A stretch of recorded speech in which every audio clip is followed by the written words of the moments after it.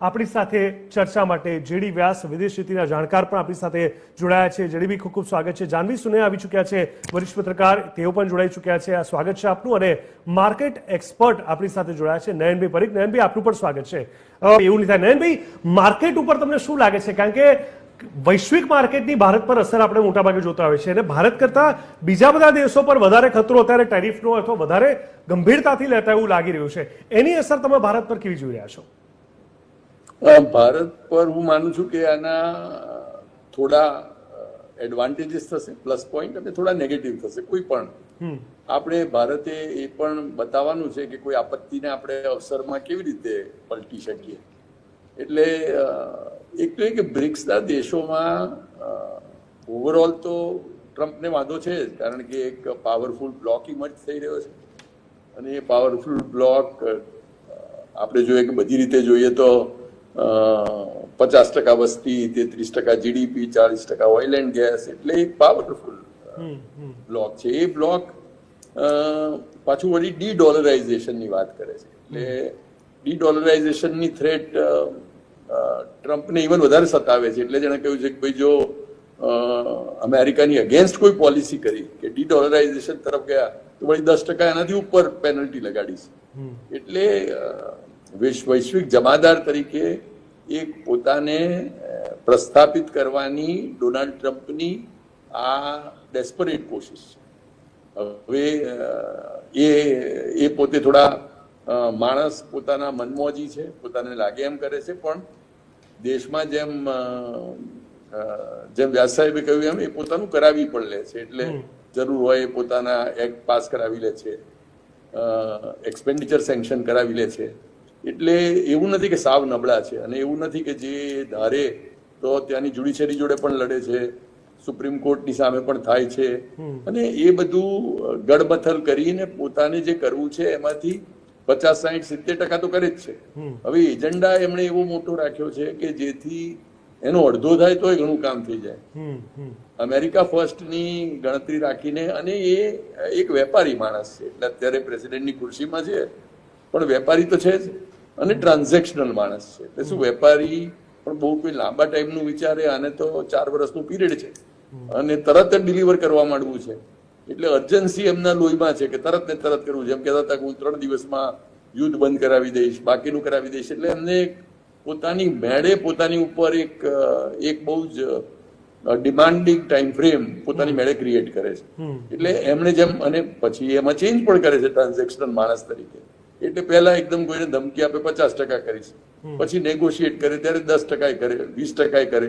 એટલે એ જે કહે છે એ એન્ડ રિઝલ્ટ એમને જોઈએ છે, એ કહે છે એટલે એ નેગોશિએટિંગ ટેબલ ઉપર તમને લાવવા માંગે છે.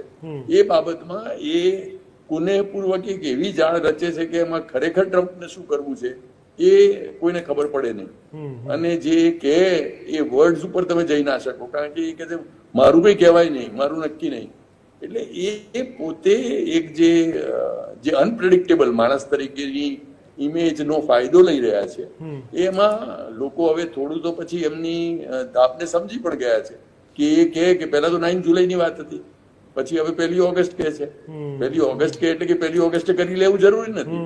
એટલે એમના જે બધા જે કહેવાની ધમકીઓ હોય છે, જે કરવાની વાતો હોય છે, જે પર્સન્ટેજમાં વાત હોય છે, પહેલા તો એમનું એ જ કહેવું હતું કે ભાઈ બધી જગ્યાએ હું રેસિપ્રોકલ ટેરિફ નાખીશ. એટલે ભારતની એવરેજ જો ટેરિફ મારા દેશ પર 26% હોય તો હું તમારા ઉપર 26% નાખીશ.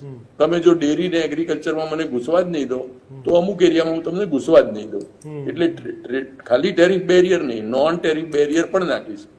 હવે આ બધા સામે કોઈ પણ દેશને આવો એક અલગ પ્રકારનો નેતા, કોઈ બહુ જ બળવાન દેશનો આપણે લોકોએ છેલ્લા થોડા વર્ષોથી ક્યાં જોયે છે?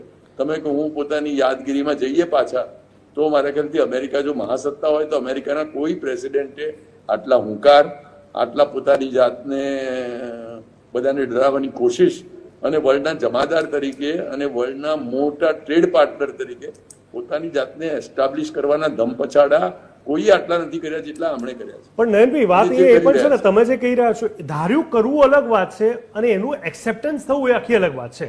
ઓવરઓલ ટ્રમ્પને લઈને યુએસની અંદર પણ જો વિરોધ થતો હોય, એક સાથે અનેક કન્ટ્રીઓ વિરોધ કરતા હોય અને ક્યાંક ને ક્યાંક બિઝનેસ અફેક્ટ પણ થતો હોય, તો ધાર્યું તો કરી રહ્યા છે, પણ એનો ફાયદો અમેરિકાને પણ મળશે કે કેમ, એના પર તો હજી પ્રશ્નાર્થ છે. એટલે એમાં એવું છે કે જે વિરોધ તમે કરો છો ને, એ તમે કહો છો દેશમાં બહાર, એ બધાનો વિરોધ તો એક્સપેક્ટેડ જ છે એમના માટે. પેલો એક જેમ સારો બેટ્સમેન હોય તો એને સામે કઈ બહુ સખત કોઈ ફિલ્ડિંગ ભરે કે બોલિંગ કરે એનો વાંધો ના હોય, એમ આમની તો વાત એટલી કોન્ટ્રોવર્શિયલ હોય છે કે ઉપરથી કોઈ વિરોધ ના કરે તો એમને નવાઈ લાગે કે આ કેવી રીતે આવું થઈ ગયું. એટલે એમની વાતનો વિરોધ થાય એ એમના માટે કોઈ નવાઈની વાત નથી, એનાથી એ બેસી જાય એવા નથી. એમની વાતો પણ એવી જ હોય છે કે જે હાર્વર્ડ યુનિવર્સિટી જોડે બાત ભીડી લે, અમેરિકામાં બીજા કોઈને કરી લે. એટલે દરેક એમને જ્યાં જ્યાં લાગ્યું, એમના અત્યાર સુધીના મોટા ફંડરને પણ એ કહેતા હતા કે તમને સાઉથ આફ્રિકા ભેગા કરી દઈશ.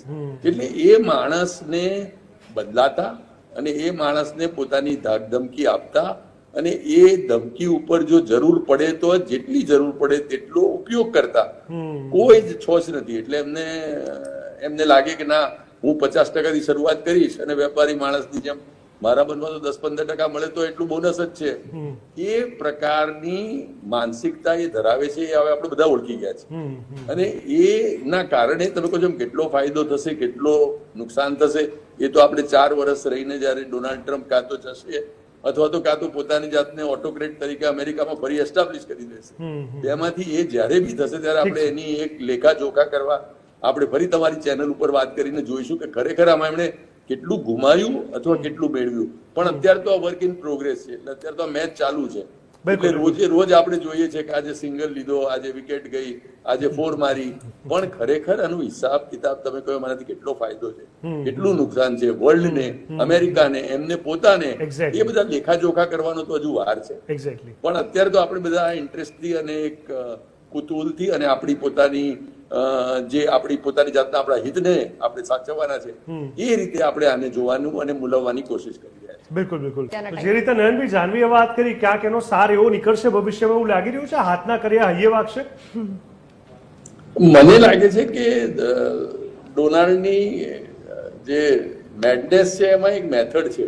અને મને પેલું અત્યારે તો બધાનું અલગ માનવું છે, પણ મને એમ લાગે છે કે એનાથી અમેરિકાને ફાયદો થઈ પણ શકે. જો અત્યારે એવું છે કે બધા ભલે વાતો બધી કરે, આપણે બી કરીએ કે આપણે બ્રિક્સમાં કરી લઈશું વેપાર, બધું કરી લઈશું, પણ આજની તારીખમાં અમેરિકા બિગેસ્ટ બાયર છે વર્લ્ડમાં. આપણો બિગેસ્ટ ટ્રેડ પાર્ટનર અમેરિકા છે. આપણે સૌથી વધારે એક્સપોર્ટ ત્યાં કરીએ છીએ.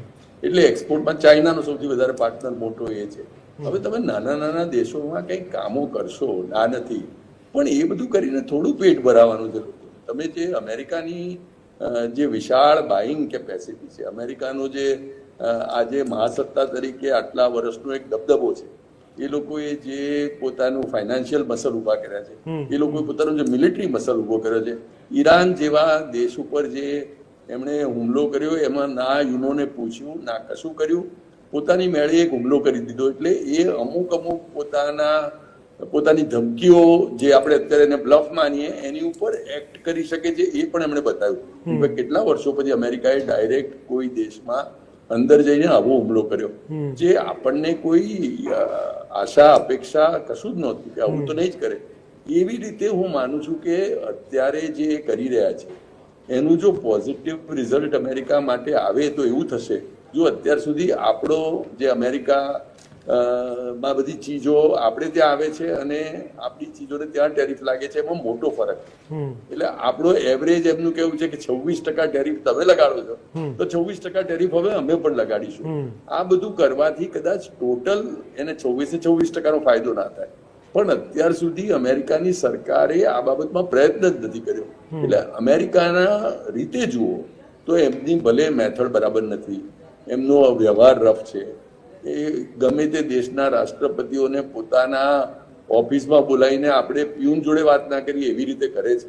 એટલે બધી ઘણા એમનામાં તકલીફો છે, પણ અમેરિકાને આ બધું ગાંડપણ કરીને કોઈ માણસ આગળ લઈ જઈ શકે અથવા એવી શક્યતા ઉભી કરે અથવા એવો ગાંડો ગહેલો રિસ્ક વાળો પ્રયત્ન કરે, એ તો એમણે કર્યું છે. એટલે આના કારણે ટેરિફમાં એ ભલે ને કહે છે તમારા જેવી ઇક્વલ ટેરિફ નહીં થઈ જાય, પણ અત્યાર સુધી તો તમે સાવ અમેરિકાનું એક પેલું બજાર એવું હતું કે અમુક લોકો અથવા અમેરિકાના અમુક લોકો માને છે કે બોડી બામણીના ખેતર છે, તમે કોઈ પણ ચીજ ત્યાં નાખી શકો અને અમેરિકાને બીજે એક્સપોર્ટ કરતા તકલીફ પડે.